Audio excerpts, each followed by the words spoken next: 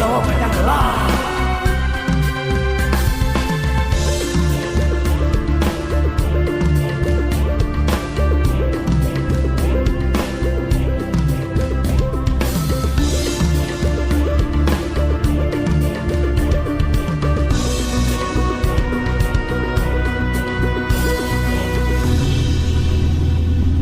Tebarkan kewangian dimanapun berada.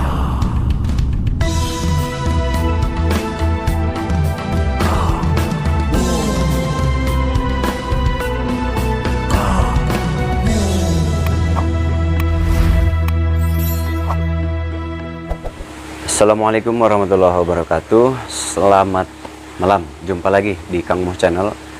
Sebelum dimulai jangan lupa like, komen, subscribe, dan jangan lupa di share sebanyak mungkin ya. Nah, kenapa di share sebanyak mungkin? Harus, kalau di nge-share itu harus sebanyak-banyaknya di share. Nah, kali ini saya akan coba jawab tentang Sang Hyang Nur Cahya Nirwana ya. Kemarin saya sudah janji di Petualang Gaib ingin membahas Sang Hyang Nur Cahya Nirwana. Nah, saya pernah bahas sedikit di Petualang Gaib tentang Sang Hyang Nur Cahya Nirwana ya. Jadi dari kata-kata itu perlu analisa yang dalam. Kita tidak bisa bertanya kepada bangsa jin. Kita tidak bisa bertanya kepada bangsa Hodam dalam hal-hal tertentu, tertentu ya. Nah, jadi ini butuh analisis yang cukup dalam. Dan setelah saya analisa beberapa waktu, saya mendapatkan jawaban, dan baru kali ini kita akan bahas sedikit-sedikit ya. Mungkin bahasanya saya tidak bisa sempurna, bahasanya tidak bisa komplit, bahasanya tidak bisa menyeluruh merata gitu ya. Dan mungkin tidak terkupas semuanya. Nah, karena terkadang saat berbicara itu yang sudah terkumpul di otak kita terkadang ada perubahan-perubahan. Nah, tapi terkadang nanti diucapkan lagi di video-video berikutnya. Nah, itulah keterbatasan otak manusia. Ya, namanya otak seperti saya wong deso, jadi masih terbatas. Baik, saya pernah bilang Sang Hyang Nur Cahya Nirwana. Sang Hyang Nur Cahya Nirwana. Nah, saya sanksi dengan kata-kata huruf itu. Kenapa? Karena ini perpaduan kosakata yang berbeda. Begitu, meskipun di luar sana ada yang bilang Sang Hyang Nur Cahya Nirwana itu A, Sang Hyang Nur Cahya Nirwana itu B, tapi saya banyak yang kurang pas ya pendapat-pendapat di video YouTube. Setelah saya survei dari beberapa channel, statement-statement mereka itu agak berbeda dengan statement saya. Itu wajar karena setiap orang punya analisis yang berbeda. Nah, jadi Sang Hyang, kata Sang Hyang, kita bahas dulu satu persatu ya. Kata Sang Hyang gitu. Kata Sang Hyang itu diambil dari kata-kata yang ada di zaman dahulu. Di zaman dahulu yaitu bukan Islam. Ya, kata-kata Sang Hyang itu bukan kata-kata dari orang Islam. Nah, jadi jauh sekali dari agama Islam. Karena Sang Hyang itu bukan dari hasil penemuan para syekh, para tokoh-tokoh Islam. Bukan. Sang Hyang itu ada terbentuk kata-kata itu dari agama lain. Gitu. Itu dari agama lain terbentuknya, bukan dari agama kita. Kata Sang Hyang itu. Maka dari itu saya agak sanksi ya dengan kata-kata perpaduan ini. Nah, Sang Hyang itu bisa diartikan oleh agama lain adalah sebagai yang maha kuasa. Begitu. Tapi kalau di bangsa kita, nah, Sang Hyang itu bukan Tuhan. Di kita ya. Jadi ada perbedaan opini, tapi nama sama. Gitu, namanya sama. Nah, jadi di sini mungkin jangan terjadi perpecahan karena ternyata dengan satu kata, dengan satu bahasa, tapi beda isi. Gitu. Nah, dan kita jangan pernah menganggap Sang Hyang itu yang disembah oleh mereka itu adalah bangsa jin. Jangan juga. Kenapa? Karena Sang Hyang diyakini bangsa jin itu oleh orang Islam. Tetapi oleh yang bukan Islam, Sang Hyang itu bisa diartikan sebagai yang maha kuasa. Nah, ini namanya sama, tapi beda dalam kandungannya. Nah, jadi kita harus saling memahami nih di sini. Ternyata satu nama kita. Kenapa bisa satu nama? Wajar sekali, karena sebetulnya yang lebih dulu memakai kata Sang Hyang adalah mereka. Karena Sang Hyang itu memang dipakai oleh mereka, oleh yang agamanya bukan Islam. Nah, maka dari itu kita harus mengklarifikasi nih untuk saudara semua yang bukan Muslim. Kalau ada yang memakai dari kami, saya mohon maaf yang sebesar-besarnya. Nah, karena itu tidak ditujukan kepada yang saudara sembah gitu, tidak ditujukan. Tetapi di kami ada yang namanya wayang golek ya. Kebiasaan wayang golek itu biasanya suka bercerita tentang para Sang Hyang. Nah, seperti banyak di cerita-cerita wayang golek itu sering menceritakan Sang Hyang. Dan dalangnya sendiri itu orang Islam. Nah, maka dari itu di situ timbul bahasa-bahasa kolaborasi gitu. Timbul. Jadi ini berjalan begitu saja sebetulnya ya. Jadi akhirnya kita pun terbiasa dengan bahasa Sang Hyang itu. Dan Sang Hyang itu dianggap tataran tertinggi meskipun di kita gitu ya. Nah, apalagi di sana di yang agamanya itu Sang Hyang itu sangat istimewa ya. Diistimewakan. Sangat tidak mungkin Sang Hyang itu masuk ke mediator Sang Hyang di agama mereka. Nah, tetapi kok orang Islam banyak yang memakai ke mediator karena beda arti. Sang Hyangnya yang ada di orang-orang kita itu yang ada di wayang golek dan lain-lain. Nah, itu berbeda lagi dengan Sang Hyang yang disembah oleh saudara-saudara kita yang lain. Nah, jadi ini klarifikasinya ya. Nah, jadi di sini terjadi perpaduan Sang Hyang, Nur, Cahya, Nirwana. Nur ya. Kita lanjut ke berikutnya. Sang Hyang itu dia ambil dari bahasa yang memang sesembahannya non-muslim, agama lain. Nah, itu sudah dari dulu. Nah, Sang Hyang, tapi akhirnya orang Islam pun banyak memakai kata-kata Sang Hyang. Tetapi berbeda makna ya. Nah, Sang Hyang itu diartikan yang maha kuasa. Sang Hyang itu kurang lebihnya yang maha kuasa, yang maha menguasai alam dunia ini. Nah, kita lanjut yang kedua. Nur. Nah, di sini Nur itu diadopsi dari Islam. Nur itu cahaya. Nur itu kata-kata, kosakata dari Islam. Nur ala nur. Nah, itu Nur itu di Islam. Kalau Sang Hyang bukan Islam. Nah, tapi di sini kata-kata Nur itu kata-kata dari Islam. Nah, makanya saya kemarin jawab, saya bingung dengan kata-kata ini gitu. Karena Sang Hyang itu non-muslim dan nurnya itu muslim. Jadi di sini terjadi perpaduan budaya kata. Nah, makanya saya teliti, saya analisa, ini terjadi perpaduan budaya kata. Sang Hyang, Nur, itu perpaduan budaya kata yang berbeda dari agama yang berbeda. Gitu. Nur itu dari Islam, sedangkan Sang Hyang tidak ada di Islam. Sang Hyang Nur. Kita lanjut. Yang ketiga, Nur Cahya. Nur itu cahaya. Sebetulnya Nur itu artinya cahaya dan di sini Nur Cahya. Nah, dengan penempatan kata Nur Cahya saja itu berarti sudah diulang-ulang. Nur Cahya. Nur itu ya cahaya. Jadi kurang lebih Sang Hyang cahaya-cahaya.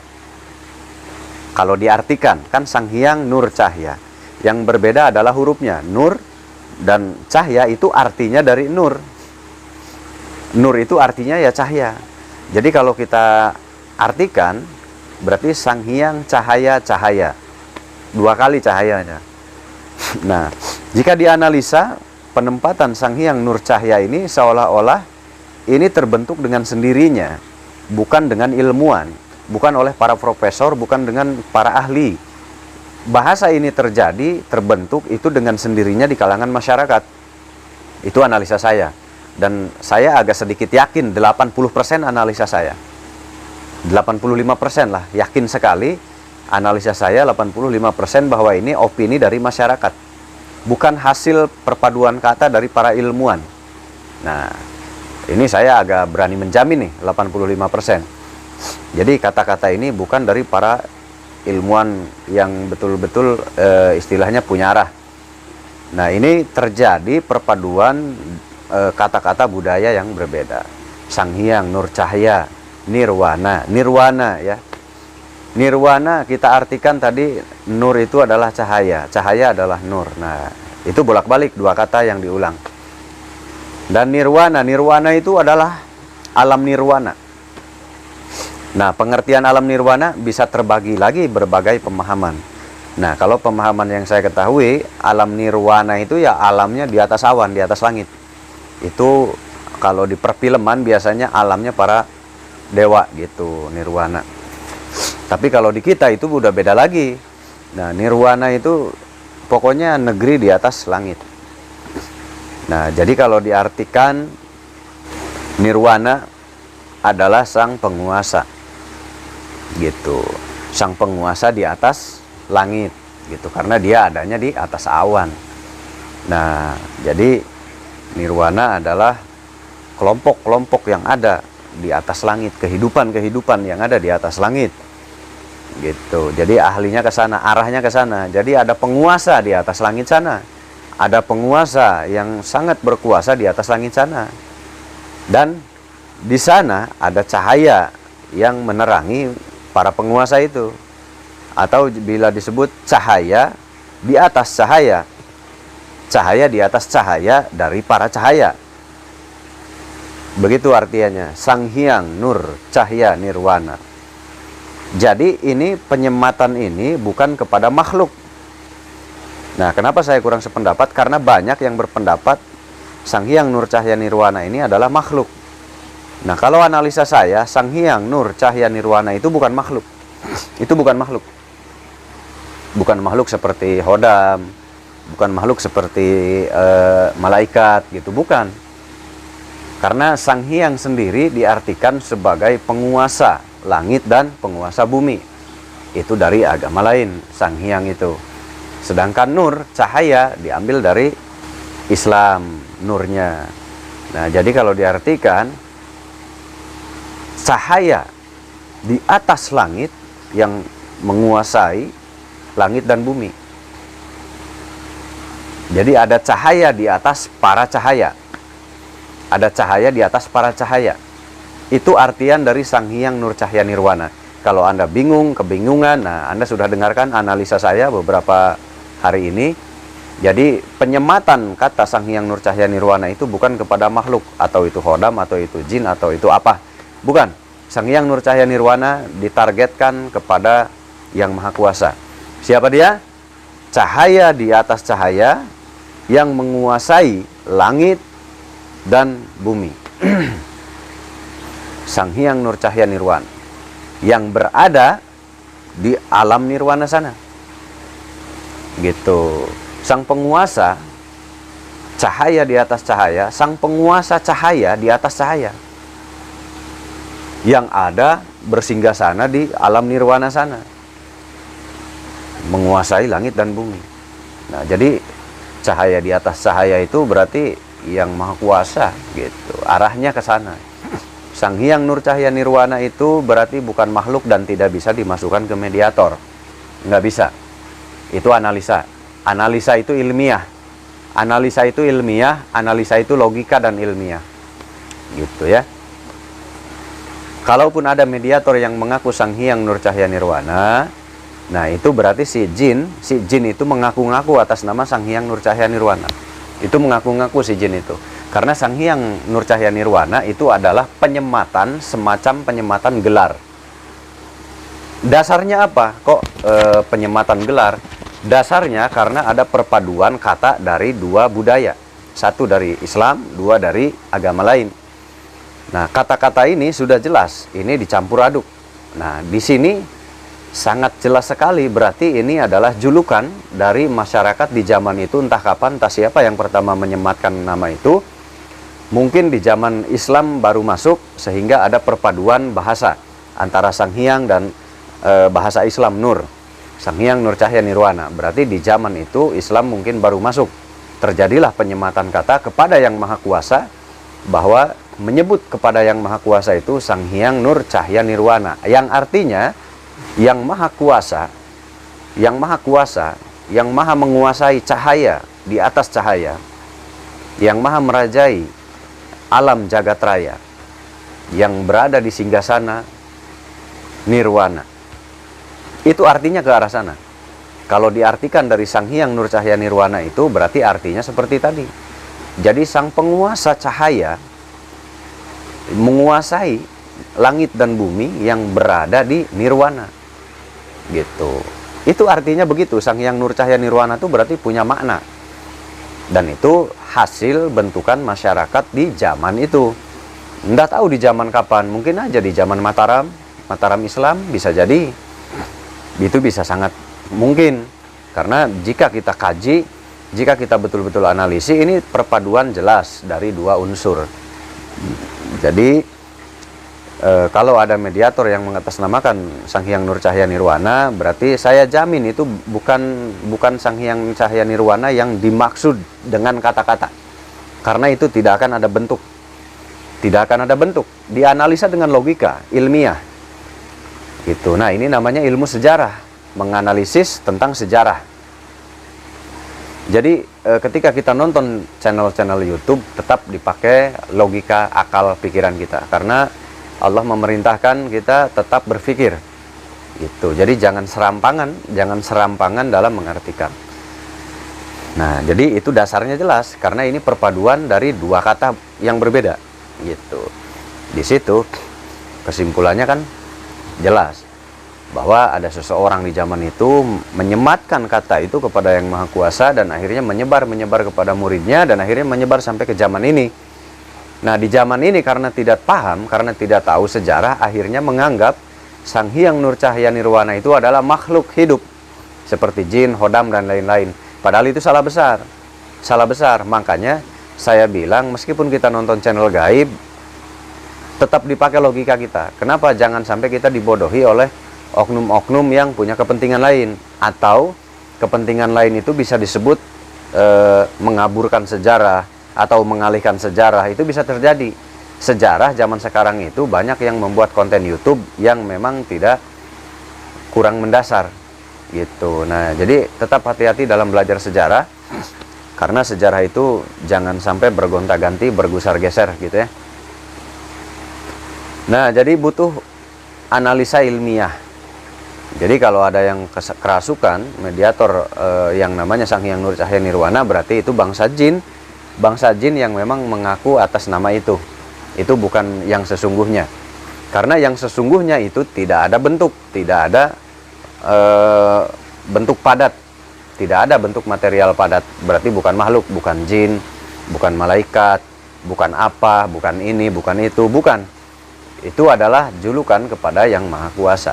Siapa dia? Sang Hyang Nur Cahaya Nirwana, dalam arti berarti sang penguasa cahaya langit dan bumi yang berada di atas awan, yang ada berada di atas negeri, di atas awan, atau yang ada di langit.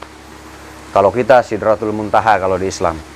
Nah, jadi intinya bukan sosok makhluk ternyata, jika kita teliti dengan seksama. Penempatan kata, penyematan kata, dengan perpaduan kata itu sangat jelas gitu. Perpaduan antara agama lain dengan agama Islam.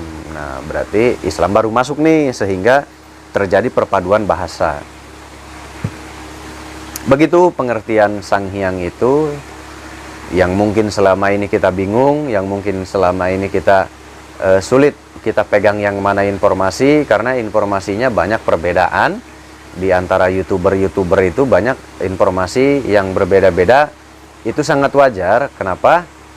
Karena itu tidak dikaji dengan ilmiah. Mereka hanya mendengar informasi dari bangsa hodam, dan itu kurang bisa dipegang ucapannya.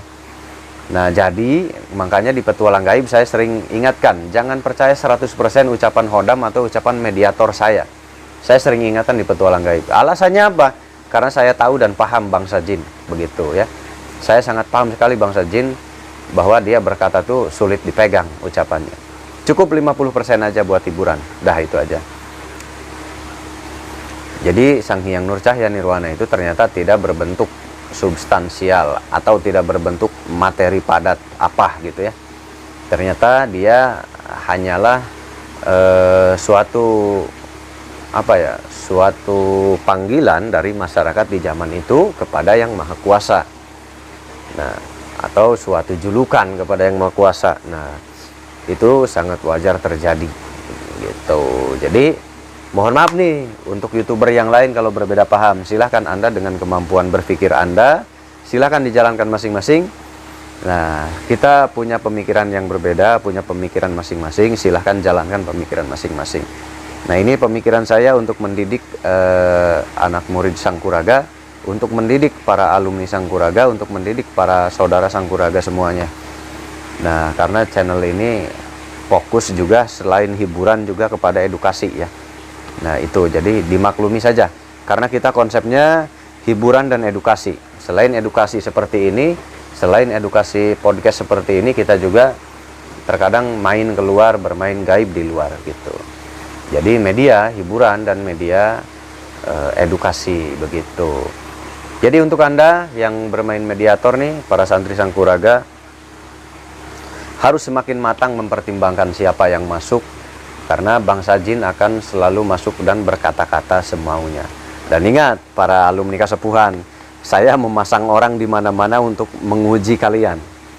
Nah, ada pria, ada wanita yang saya pasang untuk menguji sejauh mana kemampuan yang sudah diterapkan di lapangan. Gitu. Dan sejauh mana kekuatan iman mentalnya. Nah, saya uji dan kalian nggak tahu siapa yang menguji gitu. Bisa pura-pura jadi pasien dan lain-lain. Nah, begitu ya. Selamat. Nah, yang kemarin sudah kena uji, nah selamat. Ini belum semuanya saya uji. Jadi saya uji kirim ada tim-tim khusus, yaitu ada wanita, ada laki-laki untuk jadi tim khusus yang menguji gitu. Nah, tinggal tunggu giliran Anda. Intinya itu untuk kebaikan kita gitu ya, untuk kebaikan kita bersama. Dan harus dipahami adalah Sang Hyang itu berarti bukan makhluk yang berwujud, tetapi dia adalah sebuah julukan kepada Yang Maha Kuasa, sebuah kehormatan untuk menghormati Yang Maha Kuasa gitu, julukan yang menghormati kepada Yang Maha Kuasa. Ya akhirnya terbentuk seperti itu. Dan ternyata kita banyak yang salah paham, dan itu wajar karena terkadang manusia tuh malas untuk mengkaji, malas untuk menganalisa, karena banyak kesibukan, karena banyak pemikiran yang lain, atau memang tidak paham dan tidak mau memahami, dan tidak mengerti dan tidak mau mengerti pelajaran tentang sejarah secara ilmiahnya. Nah, jadi kalau sejarah itu harus ada ilmiahnya. Kenapa? Karena itu bisa untuk edukasi masyarakat umum. Kalau edukasi masyarakat umum tidak mungkin mengajarkan ilmu-ilmu gaib, sangat tidak mungkin. Edukasi kepada masyarakat umum tetap dengan bahasa ilmiah, bahasa logis yang memang berdasar secara alasan gitu, secara sabab musababnya. Nah, jadi intinya begitu, Sang Hyang itu bukan target yang ada fisiknya, tetapi hanya sebuah julukan kepada Yang Maha Kuasa. Nah, itulah demikian analisa saya. Ya bisa diakui oleh saudara, bisa tidak. Tapi saran saya dipikirkan baik-baik, dipikirkan pelan-pelan.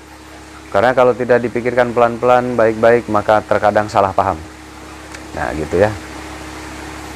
Dan pengumuman juga nih untuk untuk bulan Maulid dibuka dari tanggal 6 sampai tanggal 17 ya. Acara apa? Itu acara asahan. Itu asahan ilmu namanya. Itu acara tradisi turun temurun dari nenek moyang saya. Asahan ilmu gitu. Asahan ilmu itu mengasah ilmu yang sudah dipelajari di sini di Sangkuraga. Karena apa? Harus ada di sini. Kenapa? Karena awal mula belajar di sini, maka diasahnya di sini. Kenapa? Karena ilmu itu punya sanad keilmuan dari siapa.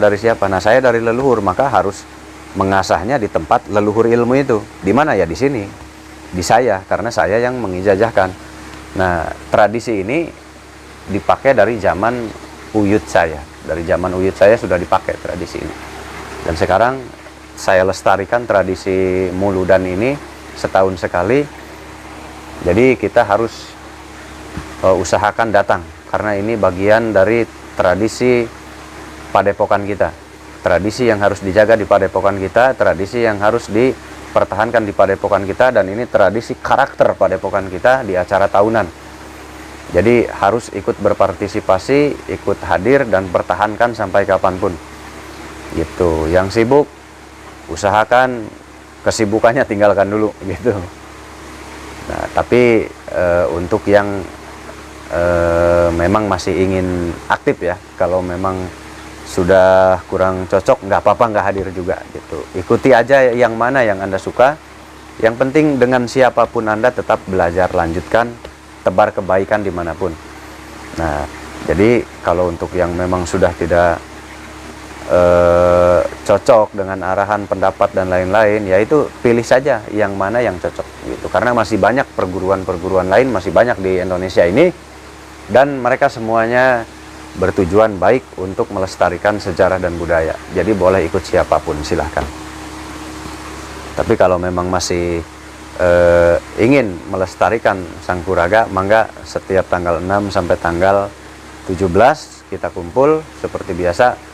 Bawa beras masing-masing dari rumah, karena di sini tidak ada warung. Jadi kenapa harus bawa beras? Karena di sini edukasi dan acara tradisi. Jangan mau enak tinggal makan. Usahakan jangan mau enak tinggal makan. Kenapa? Karena di sini untuk asahan ilmu. Asahan itu apapun diasah. Keterampilan, kemandirian, kesabaran, keuletan, kebersamaan, persaudaraan, semuanya diasah. Jadi kalau kesini cuman beli nasi, hilang momen, nggak ada momen. Tradisinya jadi hilang. Jadi jangan melanggar tradisi. Kalau di sini jangan beli setiap bulan mulut, jangan pernah beli nasi, tetapi nanti digilir harus ada yang masak liwet, nanti makan dari hasil liwet itu. Karena ini tradisi, tidak boleh dilanggar. Tahun kemarin banyak yang melanggar, wayah makan beli. Nah sekarang nggak boleh melanggar acara tradisi. Acara tradisi adat di sini. Jadi bawa beras dari rumah, nah nanti bawa perabot dari rumah, apa yang bisa dibawa, nanti ngeliwet sendiri, masak sendiri. Nah, bila perlu kalau sore ngebuburitnya nyari kayu bakar di hutan, bareng-bareng rame-rame. Nah itu tradisi namanya, dan itu tidak boleh dilanggar, karena tradisi itu punya makna, tradisi itu punya filosofi, tradisi itu punya tujuan, punya maksud yang tidak bisa disampaikan. Nah, jadi nanti jangan melanggar, bawa beras dari rumah sendiri, bawa perabotan apa yang diperlukan, nanti nggak usah banyak-banyak karena yang lain juga pasti bawa. Dan mau bawa tenda, silahkan bawa tenda gitu, supaya lebih khidmat, lebih mantap. Dan jangan lupa bawa jaket gitu, bawa kaos kaki atau bawa selimut tebal. Ya. Nah, itu mungkin karena di sini 11 hari ya. Kita melakukan ritual khusus 11 hari, ritual adat khusus tahunan, yaitu asahan ilmu ya. Jadi kita harus siap segalanya. Dan jangan lupa izin ke istri, ke saudara, ke orang tua ya. Dan kalau mau diajak nggak apa-apa. Kalau mau diajak anak istrinya nggak apa-apa, silahkan. Kalau mau diajak, ajak aja nggak apa-apa. Gitu. Jadi silahkan ditunggu acara tradisi tahunan di Sangkuraga dari tanggal 6 dibukanya. Tanggal 6-nya bulan Jawa ya, bulan Jawa. Tanggal 6 bulan Jawa, ditutup tanggal 17 bulan Jawa. Silahkan ditunggu hadir. Nah, terus nanti gimana? Ya nggak gimana-gimana. Paling nanti ada retribusi untuk kebersihan, listrik, air, dan sebagainya. Gitu, retribusinya kurang lebih 250.000 ya per orang. Retribusinya kurang lebih 250.000 per orang. Gitu. Nah, per peserta ya. Per peserta. Nah kalau peserta bawa istri ya nggak usah bayar istrinya gitu. Tapi kalau mau bantu ya silahkan aja, sesadarnya aja, kesadaran aja ya, seikhlasnya, sesadarnya. Intinya 250 itu kalau bawa istri ya itu sudah termasuk. Tapi kalau mau nambahin ya mangga. Kalau mau meringankan beban di sini ya nggak apa-apa, silahkan, bebas. Nah malah bersyukur kita diringankan bebannya. Nah acaranya apa saja nanti? Acaranya zikir khusus, ya zikir khusus, mengamalkan ilmu-ilmu yang sudah dipelajari khusus, dan ada wiridan-wiridan khas khusus di sini. Setiap tahunnya ada perbedaan, ada perubahan. Nah karena setiap tahunnya pola asahnya berbeda, nggak sama. Jadi yang ikut tahun kemarin terus ikut lagi sekarang, kalau ada perbedaan itu sangat wajar, gitu. Karena setiap tahunnya akan ada perbedaan. Nah fungsinya apa? Fungsinya mengasah ilmu kita, mempertajam ilmu kita, karena ilmu bisa saja kotor, banyak debu dan lain-lain kalau alat ya. Karena kita ngobatin itu berarti banyak penyakit. Nah, jadi ilmu itu ada pembersihan dan penajaman.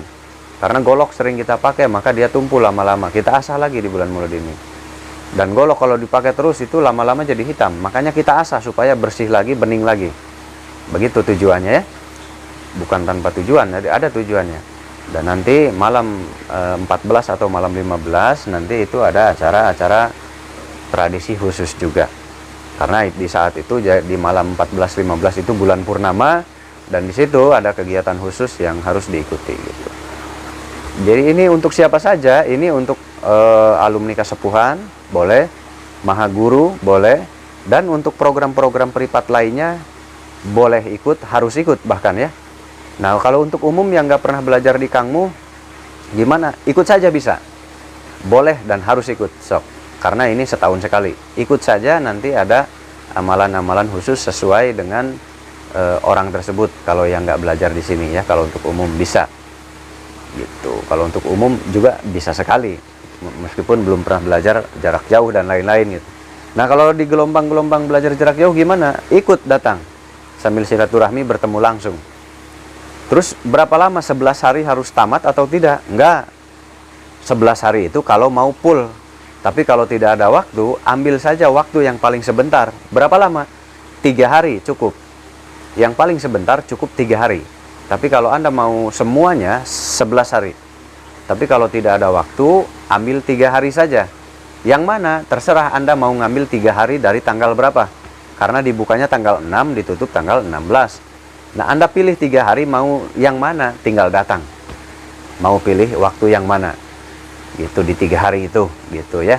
Yang penting jangan melewati batas yang ke-17 gitu. Karena 17 itu ditutup bareng-bareng dan pulang nantinya. Tanggal 18 pagi itu pulang, bubar gitu. Nah, begitu. Kegiatannya seperti itu, kegiatannya zikir di ruangan khusus, tidak boleh ngobrol, tidak boleh banyak bicara, nanti ada amalan-amalan khusus dibacakan. Nah, yang ngeliwat nanti ada bagiannya yang ngeliwat gitu. Tinggal mau dikasih patungan berapa tuh buat tukang liwat khusus gitu, nggak apa-apa. Nah, jadi begitu ya. Ternyata ada alasan-alasan tertentu gitu. Dan tadi acaranya adalah zikir bersama di ruangan masing-masing, di ruangan khusus masing-masing. Karena kenapa harus di ruangan khusus? Karena harus di ruangan khusus. Itu supaya tidak terganggu oleh yang lain. Nah, jadi di ruangan khusus itu seperti itu ya. Itu satu. Nah, yang kedua, nanti ada sesi-sesi zikir bersama. Dan ada sesi-sesi juga nanti ketiga sesi wejangan. Wejangan-wejangan, tambahan-tambahan ilmu gitu. Nah, yang keempat, kita sambil mempelajari apa yang belum pernah kita pelajari. Kita sharing-sharing gitu. Tapi sharing itu di waktu yang ditentukan oleh saya. Karena kita saat mengadakan riyadoh itu nggak boleh bicara gitu. Bicaranya hanya saat buka. Puasa nggak? Puasa sunnah, tapi puasa biasa. Puasa sunnah, puasa biasa. Jadi kalau udah azan maghrib bebas makan apapun boleh. Nah, jadi karena puasa biasa, puasa sunnah. Nah, kalau mau puasa yang lebih ekstrim silahkan, itu lebih bagus gitu. Mudah-mudahan setelah acara ini Anda diberikan keberkahan dalam rezeki, khususnya keselamatan dalam kesehatan. Nah, itu harapan kita ya. Nah, jadi mungkin untuk malam ini itu aja dulu. Nanti kita lanjut lagi dengan sesi lainnya ya. Dan ternyata Sang Hyang itu adalah perpaduan bahasa dari Islam dan bukan Islam gitu. Jadi Sang Hyang ini perpaduan dua unsur kata. Nah, maka dari itu nanti karena Sang Hyang ini perpaduan dari dua kosakata dari agama yang berbeda, maka itu nih jangan ada ketersinggungan ya, karena itu terbentuk oleh masyarakat gitu. Terbentuknya oleh masyarakat. Nah, terima kasih banyak. Silahkan mampir juga di YouTube-nya di Kangmu Sangkuraga untuk bersilaturahmi. Kalau mau berobat datang ke sini ya. Kalau mau datang ke sini yang mau berobat hari Senin sampai Kamis usahakan datangnya pagi. Jangan sampai lewat jam 11, usahakan datangnya pagi ya. Dan kalau yang mau diterapi ya, kalau yang mau diterapi juga sama, datangnya pagi. Nah, kalau diterapi itu bisa dirawat beberapa hari. Terapi apa? Gejala stroke ringan. Gejala stroke ringan nanti bisa diterapi gitu ya. Atau gejala-gejala lain gitu. Gejala-gejala seperti ini, bengok sebelah, ke sini bengok. gitu, bengo sama mata bengo itu bisa diterapi beberapa hari gitu ya. Atau terapi yang bisu gitu, yang sulit bicara, kali ini kita buka terapinya. Atau yang pendengarannya kurang bagus, kita buka terapinya gitu ya. Itu ada terapinya. Nah, pembiayaannya gimana untuk terapi? Pembiayaannya nanti dikabarin di nomor saya yang 84 ya, yang belakangnya 84 ada di deskripsi. Alamat ada di deskripsi, tinggal dibuka. Nomor HP ada di deskripsi, tinggal dibuka. Nah, untuk informasi pembiayaan terapi itu ada di deskripsi, nanti dijawab di deskripsi ya. Terus ada pengobatan ruqyah. Nah, kalau pengobatan ruqyah itu di sini gratis, tidak dipungut biaya. Tapi kalau ingin bantu, ya silahkan, terserah seikhlasnya kalau mau bantu kami. Itu jadi gratis, karena ini banyak yang baru lagi ya, banyak yang baru nonton, banyak yang nanya. Nah, saya jawab, kalau pengobatan batiniah, pengobatan doa, pengobatan ruqyah, di sini tidak ditarget biaya. Itu seikhlasnya, kesadaran aja, kalau mau bantu silahkan diterima. Nah, tapi kalau untuk terapi itu berarti nyata ya, bukan ilmu gaib. Terapi penyakit-penyakit nyata seperti gejala stroke ringan. Kalau stroke berat, saya belum menerima kalau stroke berat karena alatnya belum ada, persiapannya belum ada. Jadi saya baru menerima stroke ringan, gitu. Stroke ringan atau yang ini ada bengo tapi bukan stroke itu, atau kurang pendengaran atau kurang bagus bicara. Nah, itu terapinya nanti ada. Atau terapi penyakit lain gitu, yang kalau sore itu suka cemas dan lain-lain, nanti ada terapinya. Bisa digabung pengobatan lahir dan batin. Kalau terapi itu pengobatan lahir, terapi yang saya terapkan itu namanya pengobatan lahiriah gitu. Tapi kalau terapi batiniah saya terapkannya ruqyah gitu. Itu terapi batiniahnya, jadi boleh ikut batiniah dan lahiriah. Biaya pengobatan batiniah itu gratis, tidak dipungut biaya. Tapi kalau mau bantu, mau nyumbang kita, ya mangga silahkan gitu. Nah, tapi kalau terapi itu kan dipegang oleh para ahli yang sekolah ya. Nah, jadi itu harus ada biaya, tapi biayanya nanti dijelaskan di nomor HP. Itu mungkin semoga paham ya. Ini banyak yang nanya soalnya biayanya berapa. Kalau biaya konsultasi ilmu gaib ya, ilmu batin, itu dari dulu saya nggak pernah patok harga gitu. Karena kenapa saya nggak berani patok harga kalau wilayah ilmu syariat batiniah, saya nggak berani matok harga. Kalau orang lain beda ya, terserah itu. Dan nih yang beli keris juga saya jawab, yang beli keris saya tidak memperjualbelikan hodam, saya tidak menjual hodam, saya menjual keris ya. Nah, ini supaya nggak salah tafsir. Jadi saya ini jualan keris, bukan menjual hodam, bukan menjual isinya. Saya tidak menjual keris berhodam, saya tidak menjual keris yang ada isinya. Saya menjual keris ini ya untuk seni budaya dirawat di rumah gitu. Jangan sampai salah tafsir juga gitu. Supaya dilestarikan, lestarikan budayamu, karena jati dirimu adalah bangsamu gitu. Dirimu mencerminkan bangsa yang adiluhung di zaman itu. Nah gitu, jadi harus ya. Nanti lain waktu kita sambung lagi, kita lanjut lagi. Mungkin nanti kita bahas apa ya, Gunung Padang mungkin ya. Saya bahas coba kuak Gunung Padang nanti di sini. Terima kasih, jangan lupa di-share sebanyak mungkin di Facebook, di Instagram, di mana. Sok silahkan video ini di-share ya. Semoga ada manfaatnya. Terima kasih. Assalamualaikum warahmatullahi wabarakatuh. Video yang manapun yang Anda ingin share aja. Terima kasih. Selamat malam.